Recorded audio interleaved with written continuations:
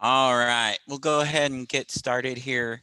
So this is just going to be a basic roundtable discussion about retaining landlords and basically really retaining any employee in your system.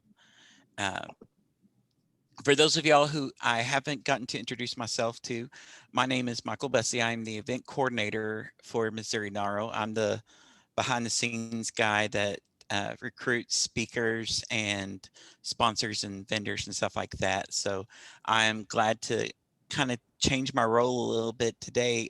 Typically I do the introductions and give it over, but the individual I had to facilitate this meeting, I don't know what's going on. I haven't got to hear from them in the last week. So we're just going to have a discussion. I've got some questions and hopefully I'll hear from y'all.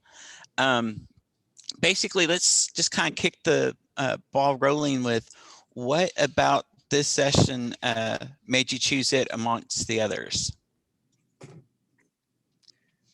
Well, I chose it because we're having quite the challenge finding landlords. So I was hoping to get lots of suggestions from other people on how they're recruiting them, especially in the COVID period. Sounds good. Yeah, good question.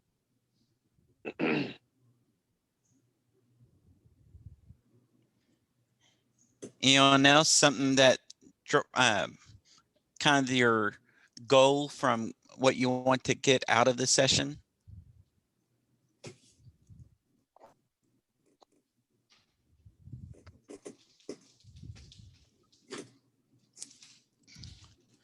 So I guess we'll just really start with Cynthia's question is, as I'm letting more people come into the session as well. What recruitment techniques does your current agency use?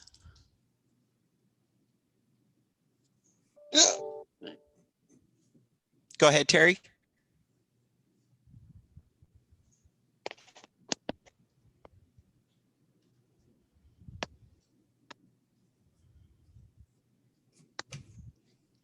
Anyone else? What is your current recruitment strategies for getting landlords? We're currently going to have to look at revising hours because of the way things are at this point where we can't physically meet. Normally we would have, prior to COVID, you could set up breakfast meetings or whatever you could to bring up snacks to come in, bring them in to meet with current landlords or new landlords, and they can go over issues they're having or go over future changes to the program. But with the way things are going, we're going to have to start setting everything up virtually. Yeah. Anyone else? Any tricks of the trade or how y'all are trying to recruit landlords during this time?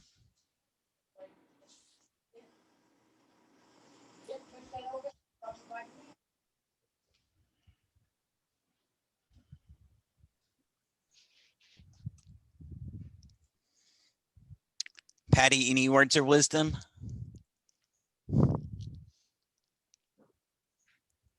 I don't think I have any words of wisdom. I think that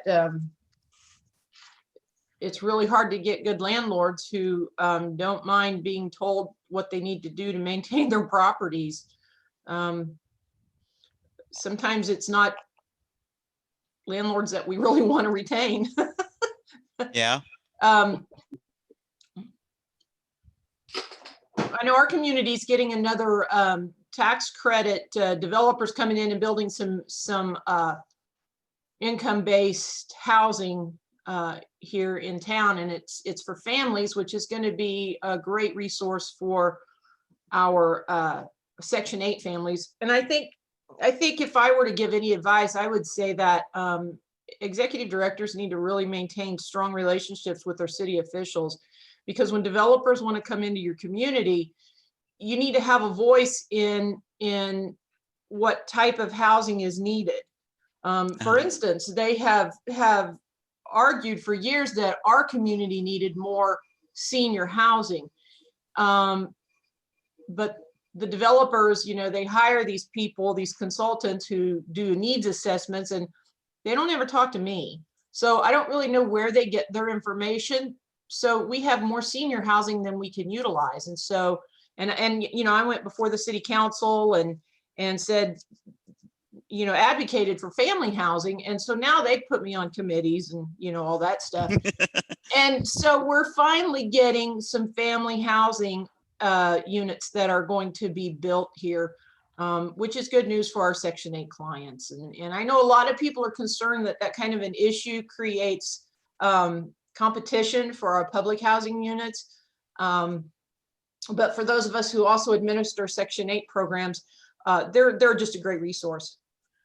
So I guess any advice I would have would just be to develop and maintain really good, strong relationships with your city officials so that you can be heard as to what the needs in your community really are.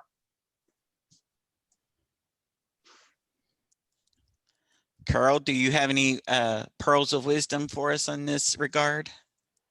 Well, kind of ditto what everybody else has said, but we have great landlords in our Section 8 program, wonderful landlords. But we have used all the available housing in our community. So we have a serious housing crisis. We're going to probably lose funding January 1 because we've got all these out street that we can't get under contract. That one's landlord. So what we did, we got a housing assessment grant through our regional planning commission, and we've got a group that is studying, and we're looking to develop more affordable housing and really been doing some outreach programs. I'm working with 5 students from MU from the business school. They're upperclassmen, and they're presenting to our board here in about a month their presentation for investors, and we're trying to bring everybody to the table on why they should invest. We need working family homes. We don't need senior housing necessarily. We need for that working class, middle and low working class families, because there is the good landlord will tell you there is no housing available in Nevada, Missouri, that they have wait lists for those. The city has also taken a very aggressive approach to condemn houses. And so a couple of huge places, they have put them on the dangerous building list. So all of those people have received notices. And so we've just got kind of a circle. It's going to work in the end, but we're experiencing a lot of challenges right now. So as far as incentives, you know, incentives are not what's going to work for us right now. It's just trying to get a strategic plan on development to get new investors and landlords on board with us. And we do have a lot of interest in development, but we're just not quite there yet. And they're both locally and people from out of state. Thank you. Rhett posted, we give our voucher holders a landlord listing and also tell them if they know of someone that might be interested in being a landlord to let us know, and we'd be happy to talk to them. So kind of a big deal is the networking deal. We're also I'm working with my software company that handles my website, and we're trying to create a way to have a landlord be able to post their vacant properties that they're willing to take Section 8 onto the website. So our residents or applicants that's getting a voucher, or current residents that's wanting to move to a different place, can go and search and see this list. We have a list already made up, but since offices are closed, it's hard to get it out unless it's by email or wherever. But I'm trying to get it to where we can keep it updated constantly on a more current basis, an actual list. So that's what they're working on at this point. Also, good idea. Carol, I just got I talked about this earlier in another different session, but I've got 2 letters from 2 different developers in this past week, and they're wanting to build 72 more senior housing units. They've already built 80 some units that they opened up last year, I've got less than 22 people on a 4,000 waiting list at seniors. 22. Everybody else is family. Yeah. So that is what is needed, not elderly. Exactly.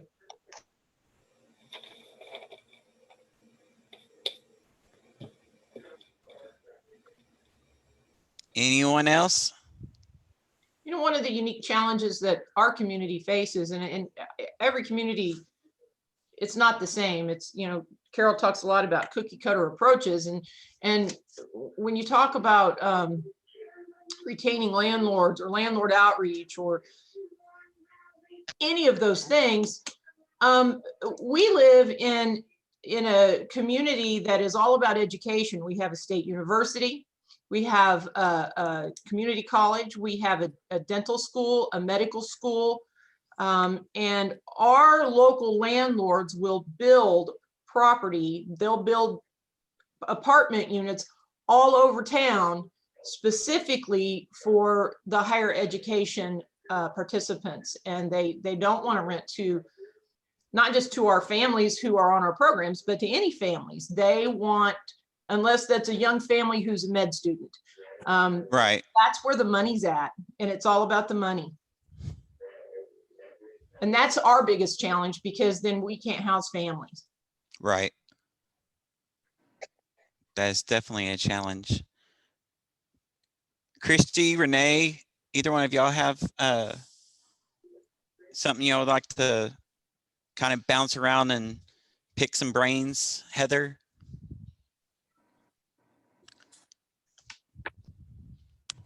I'm with Michael.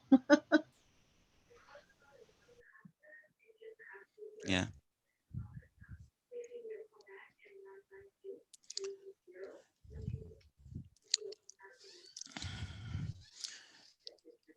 So we've kind of shared about what things are our challenges, but to try to refocus on some of the others is, do you have any success stories that maybe, you know, isn't helping your current situation, but might help some of the others in that regard?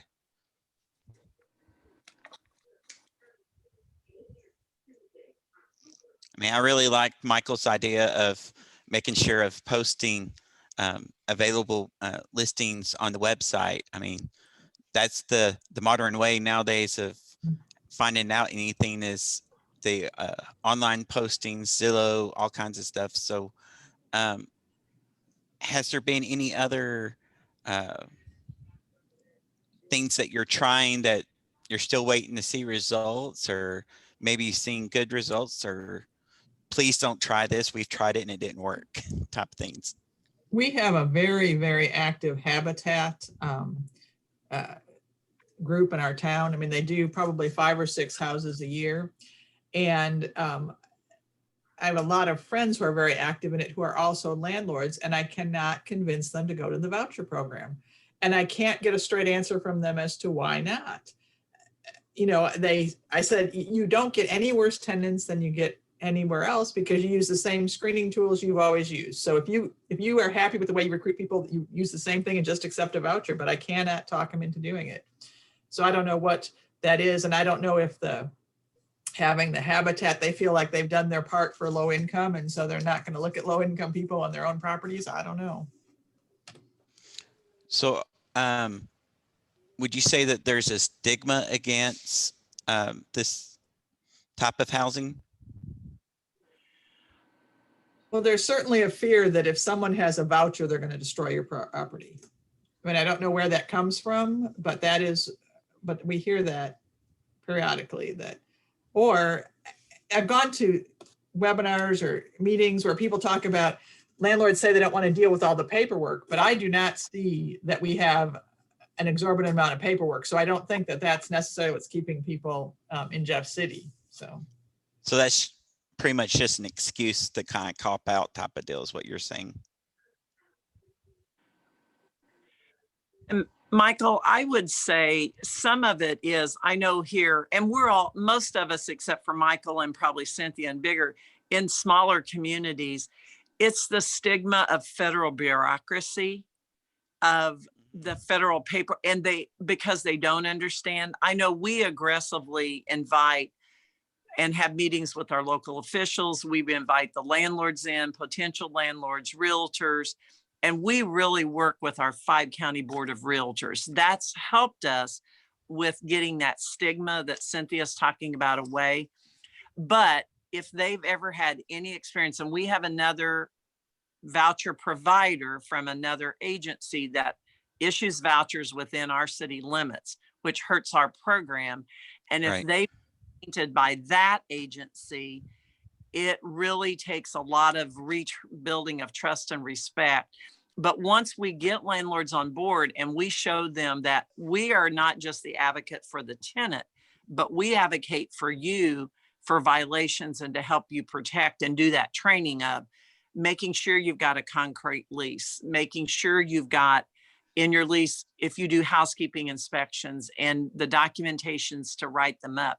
So that's why the landlords we have, they speak very highly of our program. It's just trying to get new ones engaged in our smaller communities when there's a limit on housing. But I agree with Cynthia. There seems to be a stigma, and it's either from horror stories that they've heard or read in the newspaper. And we've all seen those in the front pages of papers in small communities and large communities.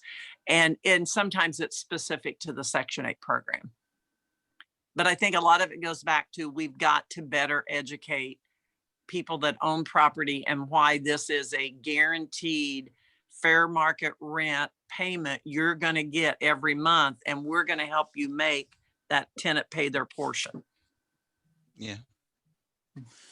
So would it be something that could help relay onto like National NARO for media relations type stuff on some type of campaign to help educate?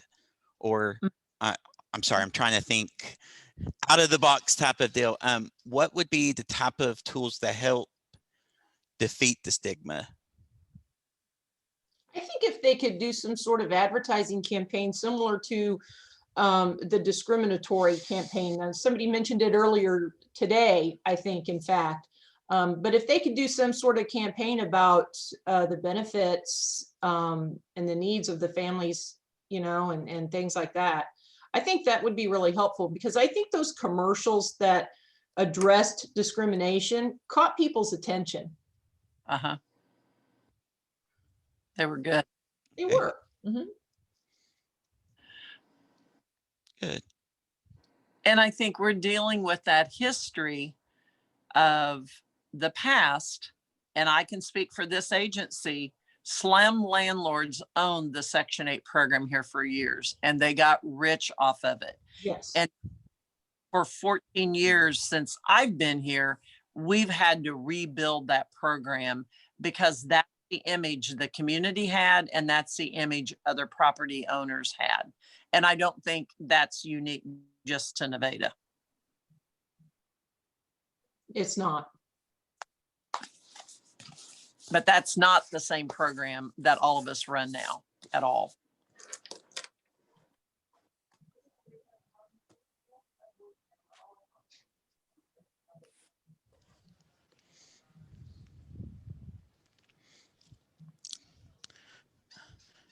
Rhett said a brochure that we can give landlords that shows how they are helping our community and helping people.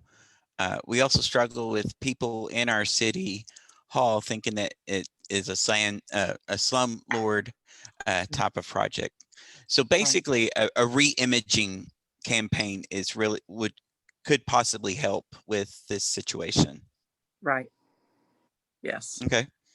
Well, I will definitely let our media relations team know about that, because they're always asking for new ideas. And you know, it may not be a grand scale deal, but you know, especially providing resources like printable brochures and stuff like that shouldn't be a huge undertaking that could be done.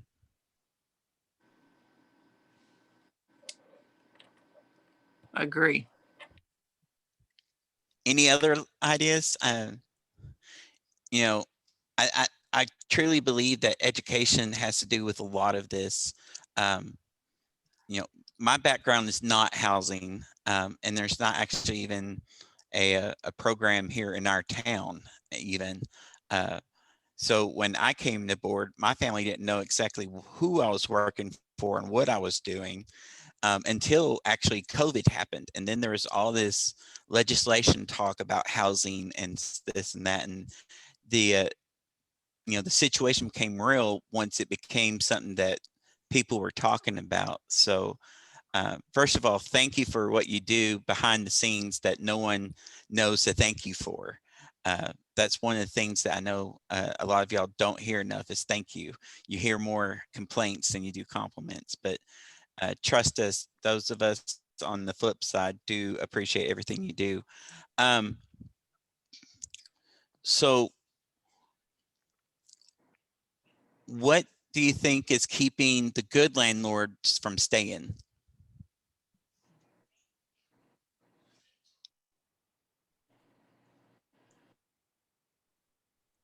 We don't have that problem. Our good ones are staying. It's just they don't have any more houses. So they're looking to invest in what they can do to build more. But that's where that relationship and working, like Patty was saying, with government officials and getting in on these advocacy groups and housing assessments where, you know, housing, in my opinion, and in our positions, and I know sometimes people think I'm very pushy, but I demand a seat at the table anytime there's talk about any kind of housing or something that impacts housing, whether it's our programs or if it's just the community at large. And I think the more we can do that in our respective communities, then people start rising up and say, gosh, what is this program? What's it about? And then we really establish that credibility. That's good. So Rhett said, we have one that can charge a lot more than the fair market, so she will not work with us now. Is that an issue y'all see as well? Wow. Rhett's fair market maybe is not as high in that area. Maybe that's the reason. We don't have anybody who's out and out said that's the reason, but that Well, makes some sense. Yeah. Right.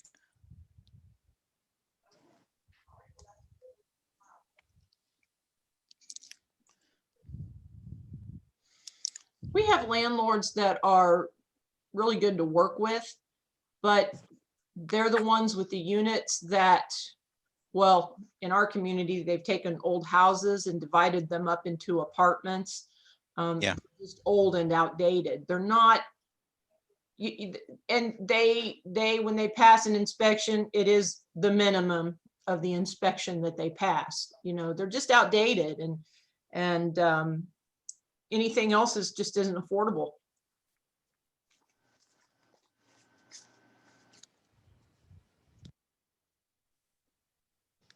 So we need help making the available housing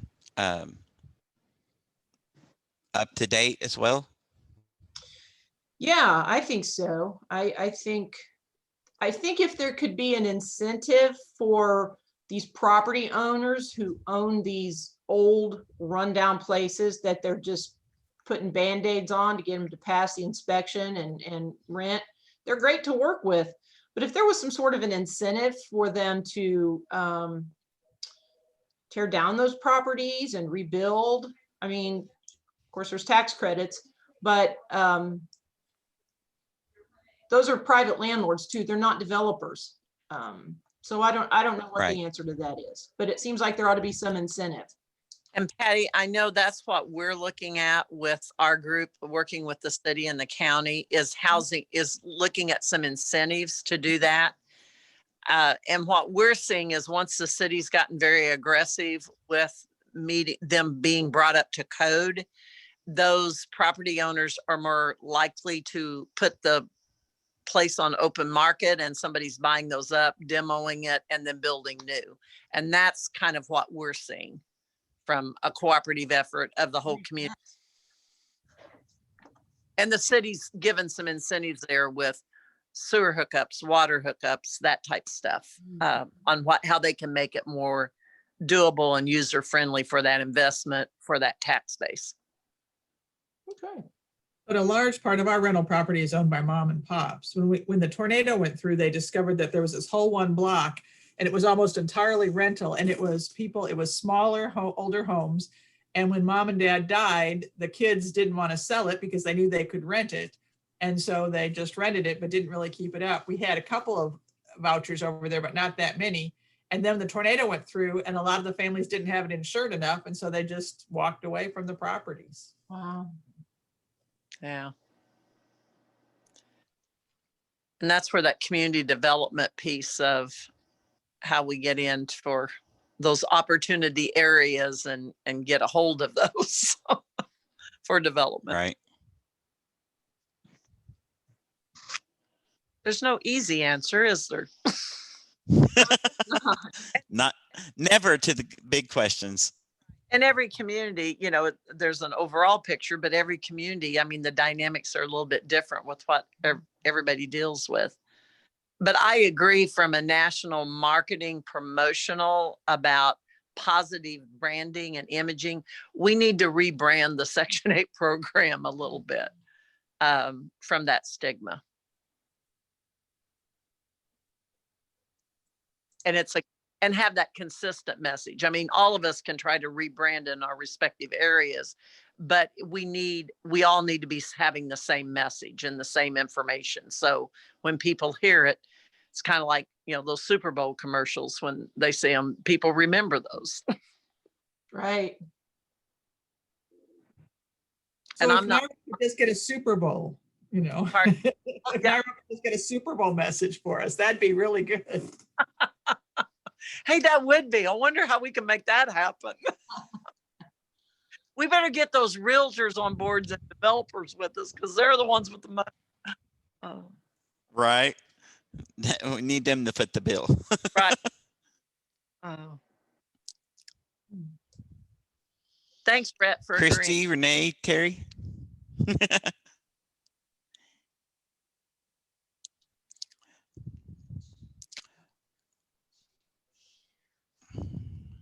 Well, Michael, Well, it's this is. Oh, Go ahead.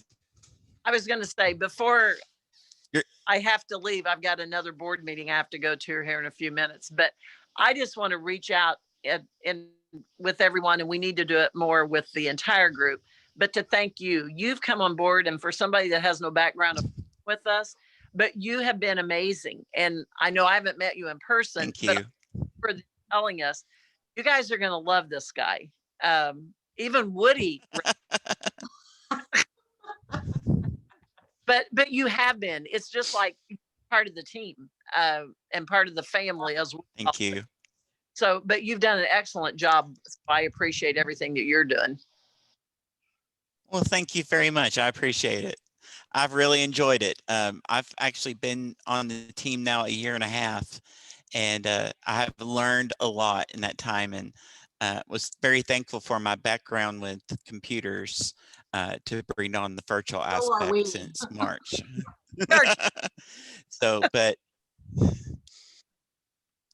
So thank you everyone for your input. Sorry it's short and sweet, and the person I had lined up couldn't make it. So, but I will definitely take these rebranding ideas and message and talk about it with some of the counterparts on our national team that I've gotten to know over the year, and see if, you know, doesn't hurt to ask. Right. That's one of the main things I've learned, is you never know until you ask. And they want input from small. Is there anything? So we're Yep, that's been one of Sonny's big pushes. Yep. Exactly. Well, thank you all so much for your time, for your honesty, and just being up front. I totally appreciate it. And I will see all of y'all early in the morning. Okay. Thank you. Thank you, Michael. Thank you. Y'all have a great night. Bye-bye.